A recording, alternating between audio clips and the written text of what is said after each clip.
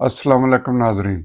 मैं रिजवान रफ़ीक बाजवा मसाक अखलाकियात तहरीक की जानब से आपकी खिदमत में हाज़िर हूँ। आप तमाम सुनने वालों को, देखने वालों को मेरी तरफ से जुम्मा मुबारक हो।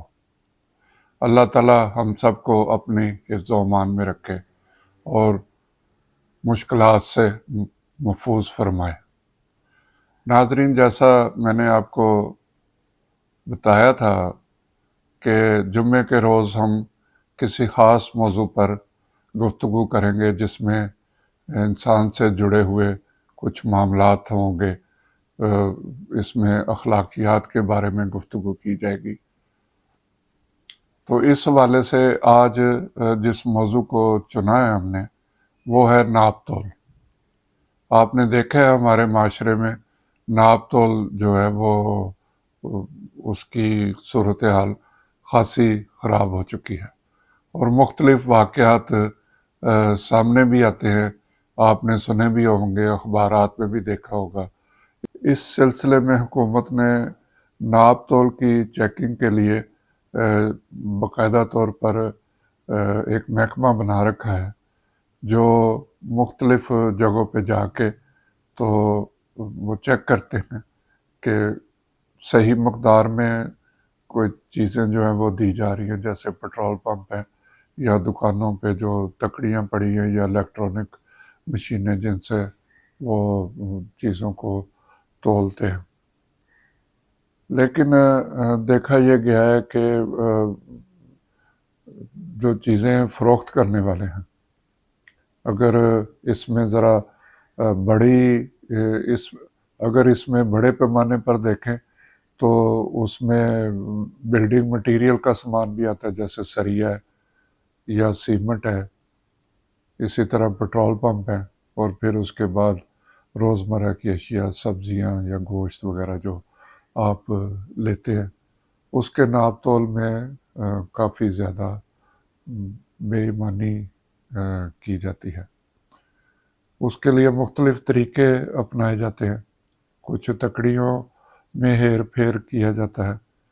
उनके सुनने में आया है कि कुछ नीचे लगाया जाता है या ग्राहक की नज़रों से ओझल होकर कोई उसमें हेर फेर किया जाता है या उसे बातों में लगा के। इसी तरह जो पेट्रोल पंप है उनके अंदर इलेक्ट्रॉनिक मशीनें हैं या दूसरा पुराना अगर निज़ाम होता था जिसमें गरारियाँ लगी होती थी, वो कोई ना कोई तरीका ये ढूंढ लेते हैं। तो ये कहीं एक जगह पे नहीं हो रहा, ये मैं बात कर रहा हूँ बहसीयत कौम। अक्सरियत इस पे जो है वो इस तरफ लगी हुई है कि वो नाप तोल का निज़ाम काफ़ी ख़राब हो चुका है। तो इस हवाले से मैं गुफ्तगू करना चाह रहा था, मुख्तसर सी गुफ्तगू होगी।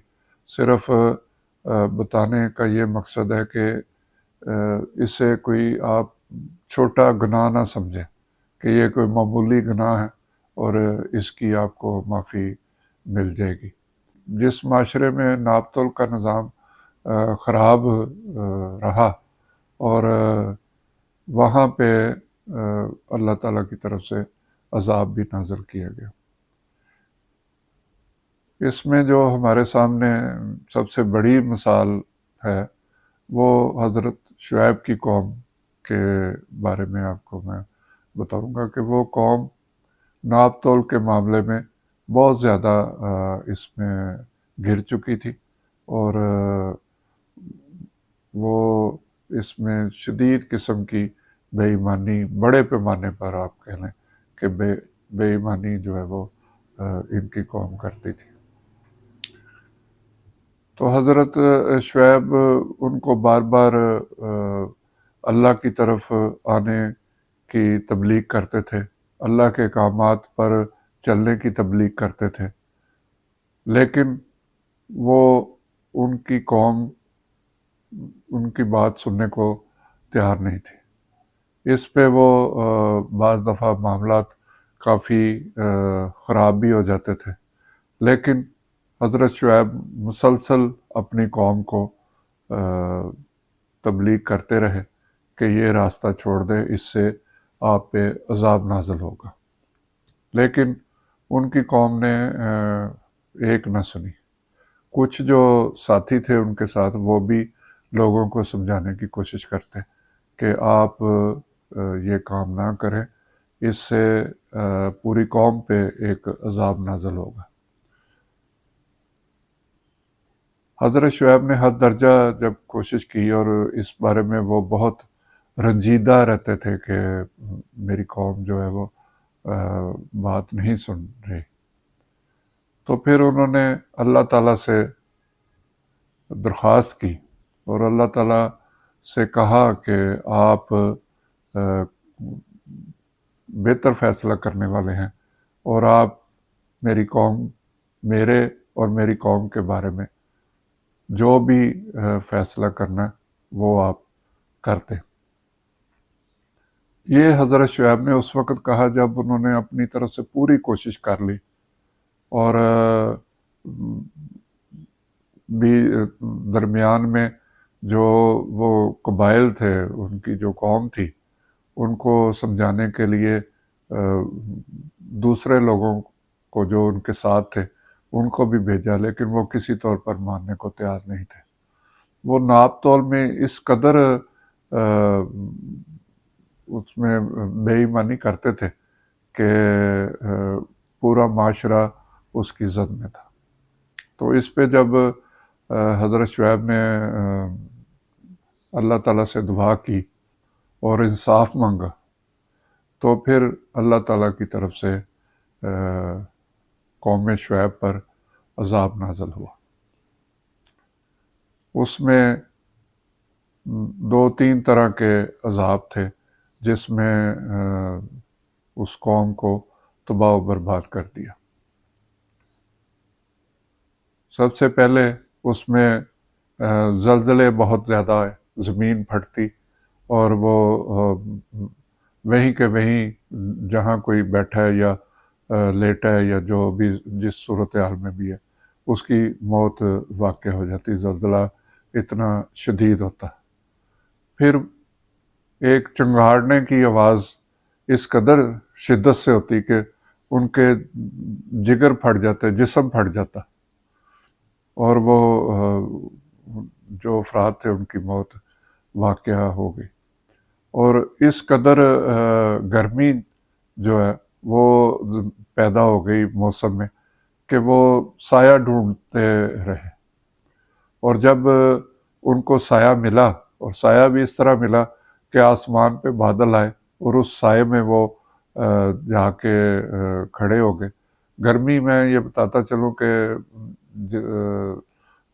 یہ بتایا گیا کہ اس قدر شدید تھی کہ وہ پانی بھی پیتے تھے، لیکن گرم موسم اور زمین گرم، اس کی وجہ سے کوئی ان کے صحت پہ اثر نہیں تھا پڑتا۔ بہرحال وہ آسمان پہ بادل آئے، وہ سائے میں جب پہنچے وہ، تو پھر آسمان سے آگ برسنا شروع ہو گئی، اور وہ وہیں کے وہیں ان کی موت واقع ہو گئی۔ تو اس طرح 3 طرح کے عذاب جو ہے وہ شعیب قوم پہ اللہ تعالیٰ کی طرف سے آئے، اور جب ان کے نبی نے اللہ سے درخواست کی کہ اللہ تعالیٰ آپ بہترین فیصلہ کرنے والے ہیں، تو آپ فیصلہ کر دیں، میں اپنی طرف سے تمام تر کوشش کر چکا ہوں۔ تو اللہ تعالیٰ کی طرف سے پھر جب عذاب آیا تو وہ قوم جو ہے وہ تباہ و برباد ہو گئی۔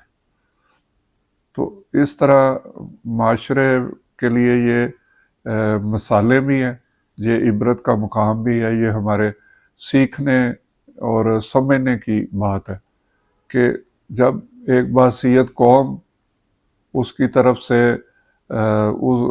کسی غلط کام کی طرف ہم لگ جائیں، وہ چاہے ناپ تول کا نظام ہو، چاہے وہ کوئی دوسرا گناہ ہو، جب آپ کو بہت زیادہ اس میں نظر آئے تو پھر لازمی طور پر اللہ تعالیٰ کی طرف سے عذاب نازل ہوتا ہے۔ اور آپ دیکھ رہے ہیں کہ پوری دنیا میں مسلمانوں کی جو حالت ہے اور ان کی کوئی بات سننے کو تیار نہیں، حالانکہ مسلمان اتنی بڑی تعداد میں دنیا میں موجود ہے، لیکن ان میں کوئی اتفاق نہیں ہے۔